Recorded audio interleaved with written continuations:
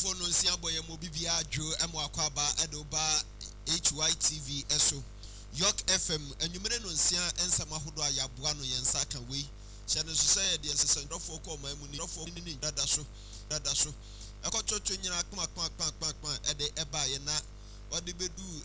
Ye feed you more pen and yes, and move on so G. Success and send more the can edition editino. And what to appetin crata soma pesmakahini. Miss Messi, where I may baby said the Etiana Ede Ama war now so when you be ashe. Now it's him was my debut also I am so oh rebel oh Nina Frana Abwa Amo mining teacher etimi akonanim. Casiano de Bedimu Akotini Bini. I better just say penny or no and a year quanchera for Edema NCCE National Commission of Civic Education. Ejumano Osiafuno. Don't do fruit garia de Bediano to a jai to her. The Ebenti and Amama Miejai, ye the Munsem, Ebebro. Obama near say, Ghana Penny, His Excellency, and another Danko Kufuado. Hey, would take your mouth for who dear super papa. A coin beso, Nahui, and the air can sing. Sansuna, ye beba room near Quacohe. Yesi, say, make us say. Ghana card. On Sabbath me a capa no yama what of French empire dia. Any I just owe you 250 Ghana cedis and son of what me at all. Why and the French man ye? We are Ghana ni mumidi now she better to watch Ghana fubi. And I say on Panasan Nebia Yato Santan Napa say Uhri at say Akunoma. Then you could see 50 such in Sapotro. Now ye mount 10 times so could deal and so 10 free to. It could be kind ya and 20 Ghana. And Zambi Abu Buffy who the Abapa Yasam Katua.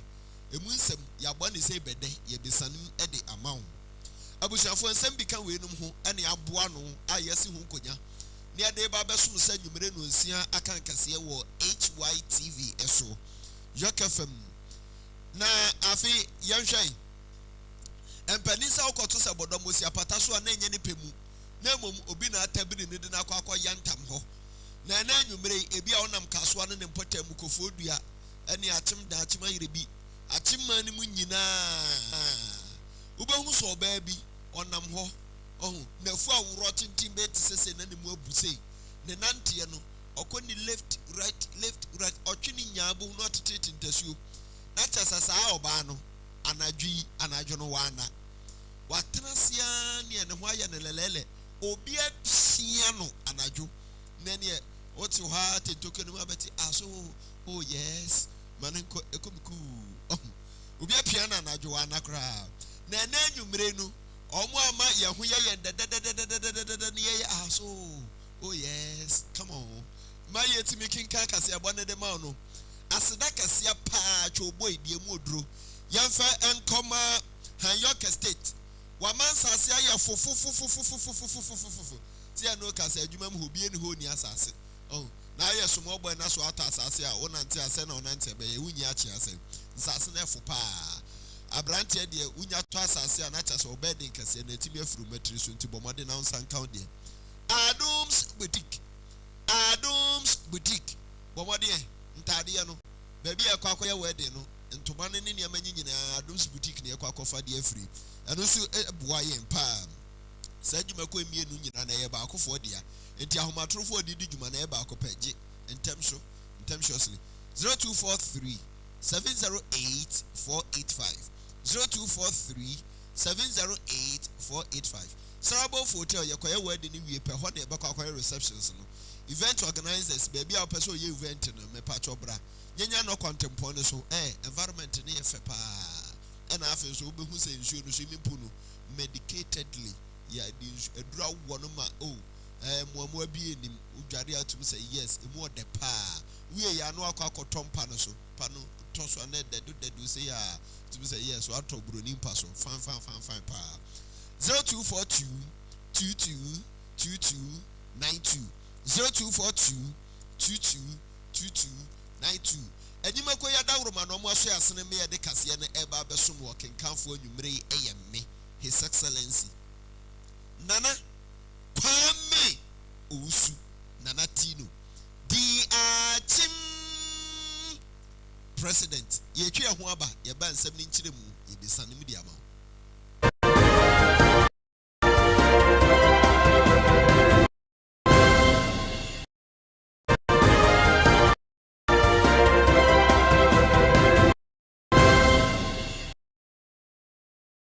abushafo ya mo bibia akwa baze ye ka sa fe na ode wa fidie na to ha aha eye Yorke FM na se aba be piem wo TV so ene ofon so abobu ano na wanya bi hwe yen pa na ka se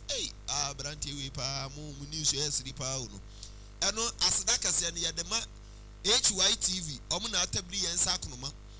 a chi akokoba no de enam wiem na de aba be pie ofon so na afi yen hye nsam na se yesase na yesase afri Ghana mampani abankesie mu His Excellency na nado dan kwakufu ado na hye ye na ensem ni nyina nie Penny ono na ye kwankyerefo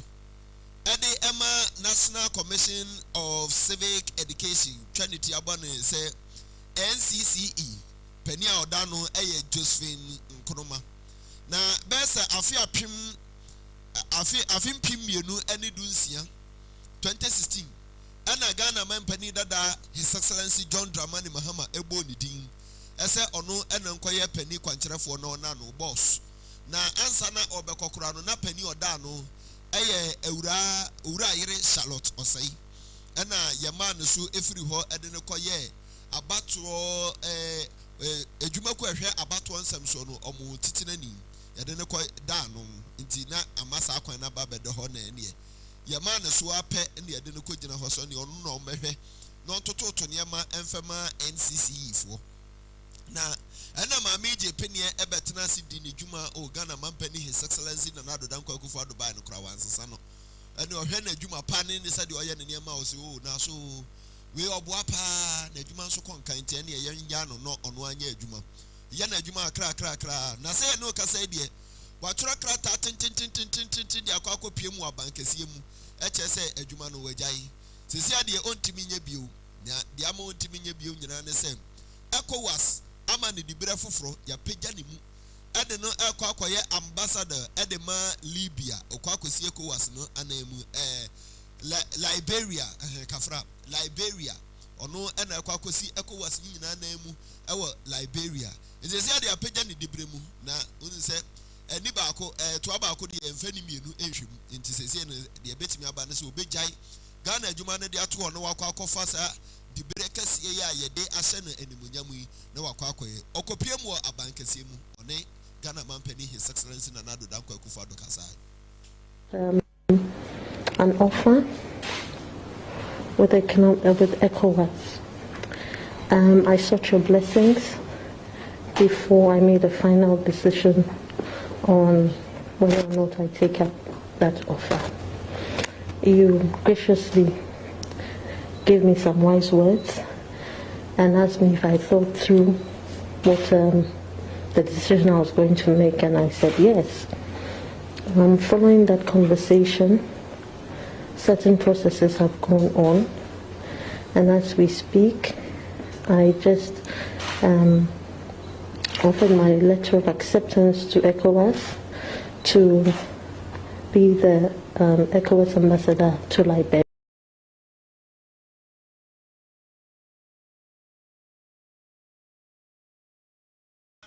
Eno atino ana Ghana mampani His Excellency na nado dan kwakufu ado eji krata no no da na se papa no si o eye pa se enye se bia obi na ye obonu bi ana se bibi na atowo ana wusi wuje adwuma no nemum eye dibira foforo a abibi man kabo mu ko nyina hunu ana omo mauso ehunu nyuma pa nti omo mauso de wakwa ko gina dia ba ti se dia ene na eye pa obona baso eda na se je se kwa okoyi onko no nkoti Ghana nim papa no onko ma Ghana franca so na yenyina brane.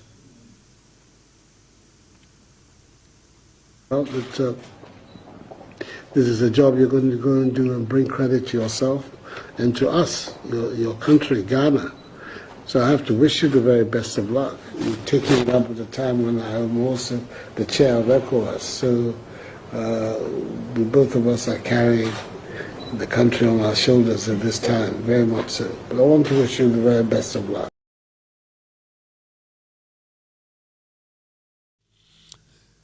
Ghana Mampani, His Excellency Nanado Danko Kufuado, ena yehwe ani. Na yeto akase abano so ana yekọ akwa kopiem. Pani a ono ena no kane no oye soafo abedi akire edema enkrato asoye Deputy Information Minister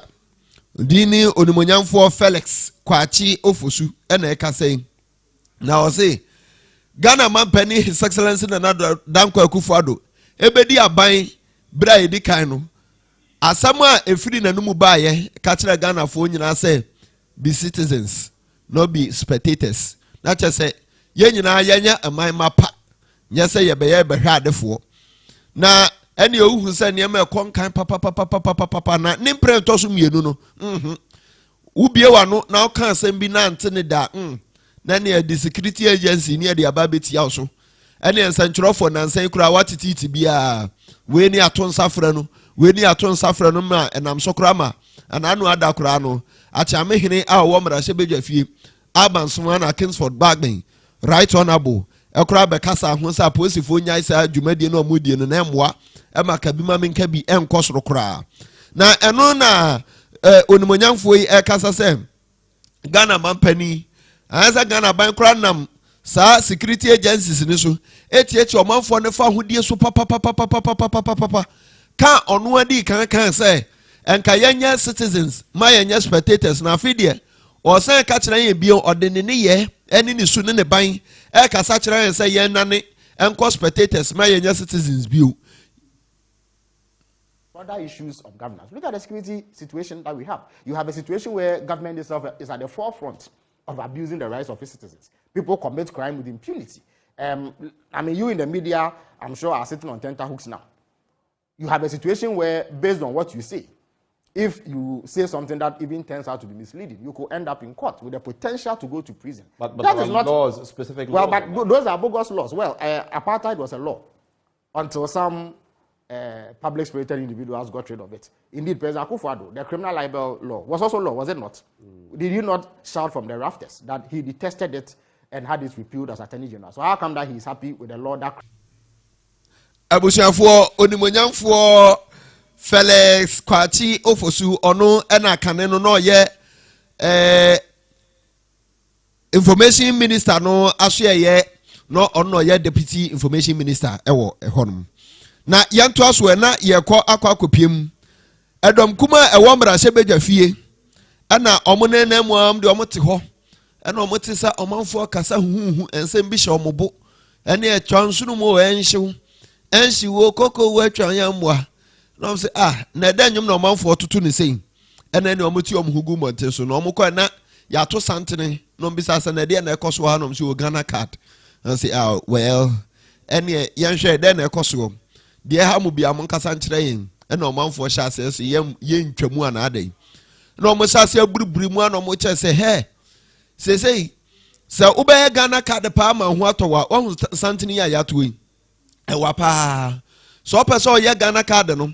na ofri santene to na bedi animu ntantantantam na ye ma na akode a ene eno ye 20 Ghana utia pe na baby ogina bia ya twonwere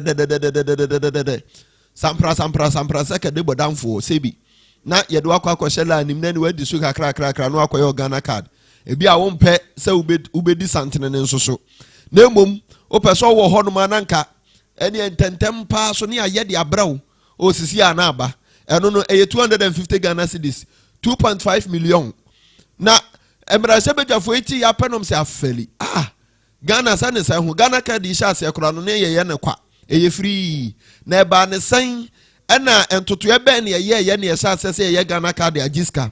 ya mo amane pani a ogina domkuma no anamu ekasa ye eye onimonyamfo Sam Jata George bonema na se Sam Jata George cheso ye jata pa yudemu jata ono ena ye mrahye bedwani edema adehye woni ngo pram na okasai ekirechire mu kire amanfo so omonkom akomanto omyem na sisi aso ne omokasai die omode sansem wenyina akopiem omrahye bedwafi ombepia atwe wona okan bi ewom nyina ba begina mrahye bedwafi no mo ba be yi omho ano de sentia sa anyamuna sem atisei no ekoso. We are very grateful. we've heard your complaints, and like my ranking member has said, we will carry all of your suggestions, your complaints. I mean, the issues that people are raising here are very serious issues. That if you pay 20 Ghana cedis, they will help you jump the queue. Or that if you pay 2.5 million, then you are treated better than another Ghanaian. Yes. These are issues that we need to raise, because 2.5 million is somebody's whole monthly salary. And or even more. And so for you to ask someone to pay 2.5 million to just have a car, I understand the pain that you raised. The gentleman raised an issue. So we are grateful. We will work on it. I'm sure from tomorrow, hopefully, you would see the benefit of this engagement. But we want to assure you that we will continue to work in your best interest from Parliament. Thank you very much. Eye ningo pram rasebedwani no gina dom kumano anamu ekasaye ehye omanfo nyina nkran ehye ombo se omde sansem nyina beko akwa mu rasebedwa fie ntom nkom akoma tom yem edin a wajeso ane Sam Jata George ye so ne yekọ akwa ewo asoye a omo ebu enkonta ede kire aban eso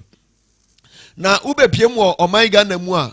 wana ebu nkonta ehwe eme ehunu se enipa dodo sei ana emfirinhye du ntam no aba beka Ghana ho ema yesai wo Ghana ha ana emema nso yesai se ba ne se ye che emampo ade amamema obia benya sen ene etretre ne fofo na nko bia nya ne dia kra ohu na ehye ontuma musa oh na sa asoye yi Ghana Statistical Service ana omo Jumadie a enam so 2021 omudiye chezo mbunkunta trotro din ehwe hunu se o Ghana ye population no akwakoduru sei no abibiman kabom ko mako be se dunso 17 African countries adu omoni buta Jumadie a ekoso 20 afimpim mienu ene aduonu baako no omde omani buta hwemu a kama hunu se Ghana for ya de papa se COVID-19 wo ho sei na matimi atoto niema aturo din abu nkonta me hu mododo nyina nso no modefa abefo ententan kase no so ate se nya se we ni yede paper ba ene aba beturo di akwakonya emu ohaw bebre na emom ene abefo ententan kase on tablet ni edinam pepa satankora ni abobo awie na eno na Deputy Information Minister onumonyamfo Fatimatu Abubakar ekasa eno o kire se he omwani age na entempaso no sade Ghana Statistical Service no omujumadi ko tententem no omubu akonta fan ubehu sima enafua aduana achi na report by na chese enkonta ni ko yie pa no obo mo abaso omo ayade abefo kwan ne mu nsachrae doso abrebia bibi foforoba ba se wo hwe sene Ghana Statistical Service we na nye paper ne pen ye de ba se betwere odin betwere na wa wunim tro na age brebebre omo the tablet na omo enter data ebro omo enter ya na anzo so na aduru omo so ye ho no ma omo keka ne mabom enti wo be kan ehu na ebro omo na eno achi no na government statistician ayese aban no ne nkontabuni pa tibere se oda no aya Professor Samuel Kwabena Enim ono so ekasa echesese omo da so omo kwa omo animu yi omo hwe ne mu se afimpim mienu ene aduasa 2030 no ene ama foforo kora no omde beba ombe ye ne ama papa ombetu omo tutu omo da so tutu anamo bia ebebu na sade ehu no 2021 no kora de ene eye ketu abi na 2030 ni de ene ama kase kora ne yebehu a enkonta ebe de power man mu ye kwenim no ye botai ni se ye beko so ase ye improve ewo nioma ye no ebi na sisi ye kase ye 2022 ya start say ye dream 2030 census so indeed Statistical Service has set up committee above kase ye kase ye interrogate operations na ye use in the 2021 population housing census na ye ko ye nim 2030 no ye hwe say ebenya data from other sources where ye dey tablet and Uncle kita no movie city efie ni fie ye ko ye nim ni sisi Ghana your digital address IT infrastructure ama ne mu so. Into one of the ways ebehwe ne say online data collection. You be use your digital addresses na nkofo be self-administered questions maybe. Now you so you strengthen BDR, that is Birth and Death Registry. You strengthen National Identification Authority. Say you di any share acquire be use administrative data there your censuses and now ebe complement census data now you from traditional sources no. Ne kura mu no ana Dr. William Muhava ono ena ye chief demographic and social statistician at the United Nations Economic Commission for Africa UNICA also say oboga na baso papa na ni hu dwiri ne pa say ohun say Ghana ye registrations ahodo na ebedu ti say ye chorotro din abu nkunta population census no nyina koso fan pa ewo bra na COVID-19 jiramu na omanfo sedem na omanfo wu ene omanfo akeka kadem no munya duane nienum na Ghana de etimi etototo niema ne ya bu nkunta ekira ban frenchim me niema koso fan no obo Ghana baso. Specifically, we would want other countries to learn how you managed to pull off the census during the COVID-19 era. So it's actually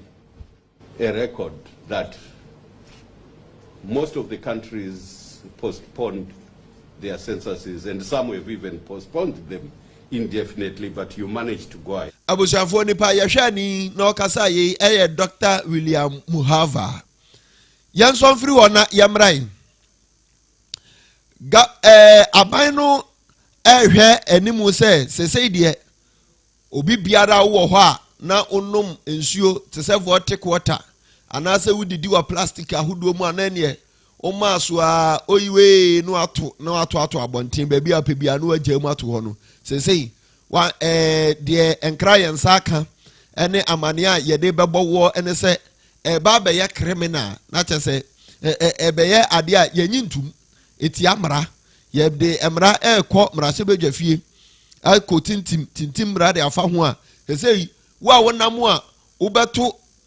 plastic rubber ene niam ahodo bebre ade bia efin ubeye efin egu monten so no etimi chew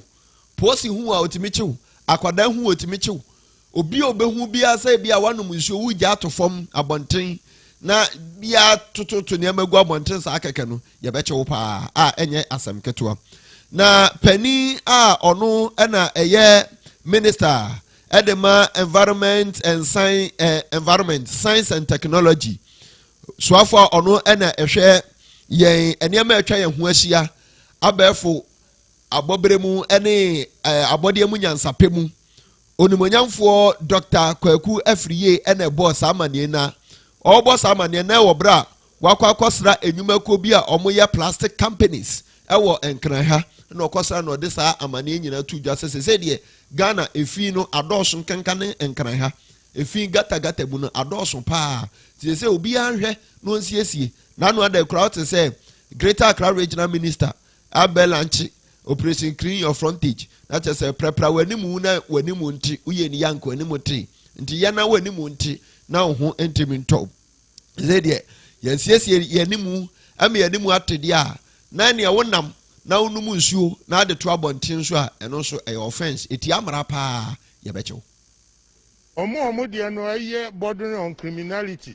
enye so omo aye boni o mra no na ama won kwai ye be hwe mra no ya tighten mu then we shall bring say we shall make them outcasts.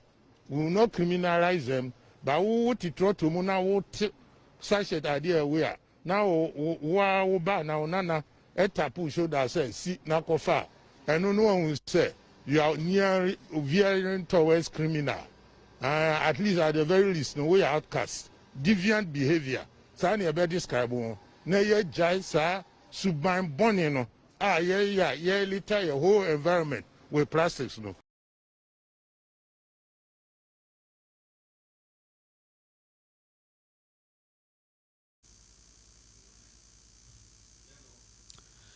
na enu echi nu ana onimonyamfo Dr. Akwaku Afriye eto aso na oche se ono na so ye no aso ye hwe yenkita niema etwa ye ho ahia oboade ebobre mu niam atwa ye ho ahia so abefo ententan kese so ene apomudin ensam so no ene local government ministry fishing ministry ene water resource ministry no so akambom akomuti apamho akomontoma batiri mu kire sese no omo ye embra akomuti aboma atoto sene ebeya ombesi fasi kwanya ebefa so na yentoto enema ngu abonten rough basa no yebesi nyina no kwan na etimi aboama oman no emu atese wen amra bi o ha yebesisa yemba ni plastics ni nyina sa na ebinom wo honso de yebehwe for example wo the plastics echichire dokono na ayehye anawano a eno de yebetumi abane enkan tete plastics ma no na nyesa na amochuma dokono na say de wo amochuma dokono enkan na enye no sa ene de be na ba ya wo ye no sa eno no local government betuma ye by laws say we will destroy them. We will destroy them because they are toxic to the human being. Your greater Accra regional minister or any dear or yana firm. Namum yen yabe tre na nishiemu na ya bonish nada regional ministers ni assemblies no. Omonso ya debia Messi so see to me channel direct to Krano. Ye will to me so a boy your wasa yet me drink to me so a year on abosianfo nipa ye hwe ni soafo a ono na hwe obade eniema ode adom yen abefo ententankese ene apomudin insam so no ono na oda no no ohwe so onimonyamfo Dr. Kwaku Afriye na okasa ye yenso mfiri ho na yenhunu ne se kasiabo nyina no wona aso yasene me de brew no Yorke estate omukura yemu ama yemu aye dudududududududududu Adams boutique eso yasene ama bibia ko fan pa Sarabo hotel enso ekura yemu nti wutim se enyuma ko akese miensa ase eja oba ene sonson kronkron di mu ene omo oboye chi dom ayede kase no eba besom yenko wie wa ha yekowie ewo Cape Coast ogwe Cape Coast North Mrase bedwani a owo eye onimonyamfo kwabena minta nyako na obo apro efa na bato mpeso aso ena okoko piem no kohu se Amin Sangari eye factory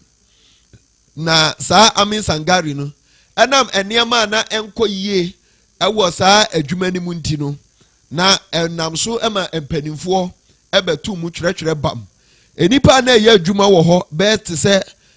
na ekɔ enipa be se ahanson 700 enipa nko awo makoma 700 ena na ye adwuma wo ho na enam se niama ne hyehyɛ a na entimi nko yie enti no enam so ema mpanimfo to mu ma se nipa nyina ye wo mo atikɔ wo mu nkonsanse munko fie na munko tena fie na munko ye se bode bi na mbenya bi a na matoto na mare nsanse ne nu bon se aban mo obi adwuma na oye adwuma na onhweso nye ontre ne ho nye oye adwuma ne sɛ de opɛ bia na nso adwuma ne gudi a na ne oba bɛbɔ aban ne sobo ɛne atifio ne enya adwuma nye unemployment graduate na mo atete om ho na ne omo boda wuro saa na ɛno ɛna afei de abrewa ayipo mu akwan mu ɛna mpanimfo aban no akwa besia 7,456,000 eno odi aba be hye adwuma mu se oba be yensiesie ama eniema asanfa ne ntuma mpafra ne asanfa nkofo adwuma mu because aban no odwi nipa ho so omo akwakotena fie sa no enye na abodwon omonyon nti se omo siesie eniema na eniema ye kama Perry Mensa ena ebo amane kire se loan no de aba abedwa aye dewu a esu ewo account nim ensiesie no kura de se me no kasa de omo ahyase ma omo ye kura ma enipa be se duosia ne afọ musisie ya ye ne omo eye adwuma enti enche no niema ebe hyase atototo yie pa ma ne ntoma pa nso afa ede afura. Fortunately, we had to do one in bank documentation. We'll be saying and then the loan was approved for us. The actual amount of the loan is 7,456,000. The actual amount of the loan granted is 7,456,000. That's the loan that we have now. As at end of January, then the amount disbursed was only 6.1 million. That's why the minister. Na eno echi no ana mrahye bedwani a wo Cape Coast North onimonyamfo kwabena minta nyako enso ekasa no se ono de nokura wo kanti na ne manfo so ne nsa no wadampo e wo ne mpa so ada no te hwa na oti se amanfo boni pum yedede woni ntoku yachi a onko bie ne pon Cape Coast North emabunu ana edimirika na omo abeyada ya yehia se obeba be mrahye bedwani nti braye mfa onko miniska o amsi ye betuetu bibia kama de amano ne omoje na omokotuetu bia hweye tu abama no mo wi ni se wi na ode ko mra se bedwam on de osi wahwem wahunu aban na kwaje obasia na ode aba bechem be se opepe enson 7 million ani akiri ede nanso sa aban kwaje aba na ode aba be se adwuma na ekoso no onti mintena se nka se akokọ sachara kroma enye ne fe on de omonyon on kan bi da emfa sa da obebo aban na ba so papa sa adwuma egu ye na nipa be sa ahanso kwotena afie wasan kwakwaji sika de aba be hyem na adwuma na hyase sen ba betu mpon na bato mpeso aso amabu na wo honso hyase enya adwuma bi aye obo aban na ba so papa ne ho adwuri no aban ni mu apiafo ewom se onye MPP ni die nanso se MPP aye na efa nkire se ono ebeka eho asemmone ede atia on de obebo ho abaso. The company has to lose over 650 people who are working here. And that man coffee now with Snefi. Even people have been on pension and got wood on call before they go on pension. They've lost all these monies. And I'll be very much happy. They able to now we're very effective and efficient working for you. No? Let's call them back. No one's one round mayor. In the one will commend the government, and especially the sector minister, for also making a lot of follow up to ensure that you be a yedi. In the weather nasi. Abushanfo nipa yehwe ni eye onimonyamfo kwabena minta nyako ono na yemra hyebedwani edema adehia ewo Cape Coast North. Na yebegina sa anigise mu apiem wo Cape Coast North yiso. Na ensama ye boa no ade besom sa nwumere no nsia kase ewo Yorke FM any Hytvgh so no yabunikom si gin na yede no esiha ensam no dedi mu akote ni beni pani kwankyerafo a ono eneda National Commission of Civic Education NCCE ano eye Josephine Nkroma sisi asame no kasa die ode ni dibira na ato ho enam abasobo any empejaye ECOWAS ashene ni monyam no atabiri ni se ono no nkoye ambassador enfama ECOWAS onko gina ECOWAS no anamu ewo Liberia no enti odinidi bre atoho sanso na emabunu bi ene adehye bi akwakoye Ghana card kire se yaji omusika 250 Ghana cedis na 2.5 billion ebi nso 20 Ghana ansani aye Ghana card na mom eyo mo ya papa said asem na sifa shiom no nti omo akyereke omo nsem e de akyere dom kuma no wobra omo bo apro kohwe said Ghana card registration ekoso eno nam so ema Sam Jata George ni go pram ra shebedwani ache say eyo mo ya pa they are not happy too much eyo mo ya aha omo akude nti no omo twesa asem no de akwa gina mra shebedwafie no mbeto nsafre mpanimfo eda Ghana card na no mo ba bechirim senti omo gisesika no ansa no mo aye Ghana fo card no e de amom ensem bi kan wenum ho ene abua no ne de besom se anwumere no nsia akan kase ewo Yorke FM ene Hytvgh so na kase no yamfa mra kwa eja oba ne sunsun kronkron ta yachi ene de brawo eja ninie han Yorke estate oman sase ayefo pa bema ansa na obewa no no anya asase ato achi no because okwa akofo oba nso yeka na ofo oba no wie nso a enkwala bebem enti se match ye aye bebe wuram ye wedding bi be koso ye na ye totototo nieme ye no ensi eto asase ye na nneɛma ahyɛ ase ekɔ yie yɛyi nti asase ni agye bi ato hɔ yɛyi yɛnyɛ asase ni bi ato hɔ so nti wotumi sɛ yɛkyia yɛ dudududududududududu kakra bi bɛyɛ nsɛm a ne yɛkɔsi kakra bi bɛyɛ nsɛm a ne yɛbɔ so na biribi akɔ fanfanfan paa ɛde ama yɛn deɛ ɔbɔ a yɛn me nsa ka saa asase wei nyinaa no ɛyɛ Yorke state aberanteɛ wotwɛn de ade nti na wokɔ akɔtɔ asase ma landguard for aba abɛgye asase na abɔ so ukotu foundation na ɔmo aba abɛgye digging fee usi dan na seeing fee ɛdan no edu lentin fee wobɔ so abɔ so fee sɛ painting fee yɛ tax wɔ mfimfini a taxing fee ɛna wobɔ ceiling fee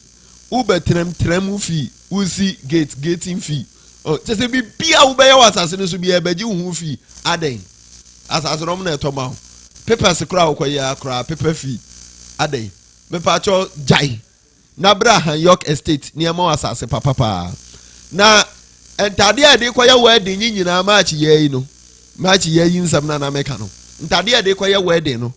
yɛkɔfa firi Adams boutique wedding gown yɛwie a ntadeɛ ɛbɛhyɛ deɛ ɛde kenkan news nana wokɔ akɔyɛ wo festival no ho ɛsra wo ahemfo ntadeɛ ntoma papa bi yɛ afi deɛ ɛbɛsi wo hene mepatwɔ bra nneɛmoa wo watɔ fade one akyɛ dodo mepatwɔ bra tuma bi wɔ hɔ a de hyɛ wadaka mu a anɔpa nansa pɛ na ani ayɛ sɛ hɔ yaa nso mfiri ada na ani ayɛ sɛ hɔ yaa asɛ nkuradwo nso agum na ɛno ahyɛ ase yɛ pa mepatwɔ bra nneɛmoa wo ɔe sorry kafra watu sika gu akyɛ afi deɛ brɛ na so ɛyɛ Adams boutique saa nnwuma kɔ mmienu nyina na ɛba akɔfoɔ deɛ nti namba yɛde di dwumani nie 0243 708 485 0243 708 485 ɛno akyi no Sarabo hotel yɛyɛ wedding ni wie pɛ ɛhɔ ne yɛkɔ akɔgye ani kɔdam papa bi so kɔyere yɛyere na to fam ayere na yere no mu wɔ hu sɛ yes yɛyɛ kunu yɛyɛ wura yɛbɛwurawura no ɛwɔ empa yɛbɛyere na to so no so ɛyɛ fine pa ɛyɛ Sarabo hotel nyanya no contemporary no so hɔ ne yɛbutuo event organizers wobɛtumi aba be organize event no ɛwɔ hɔ ɛna afɛ nso no ebi a yɛbɛkɔ fiada wani nka wopɛ baabi akɔ akɔgyegye wani tututu anam akɔ tutu swimming pool papa bi mu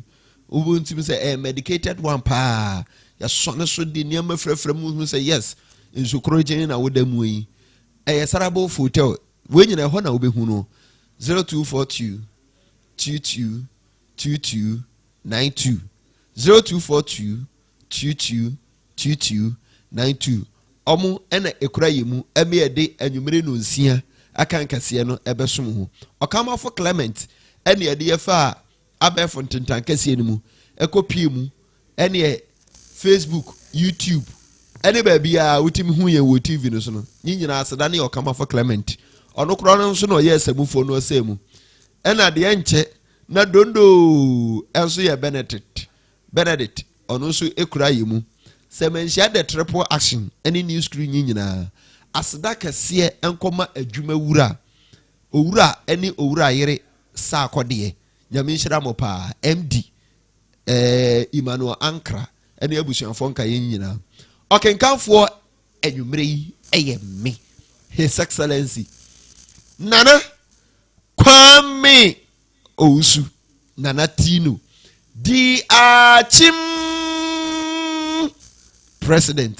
nyame adom ɛkyena no pa yɛbɛsɛ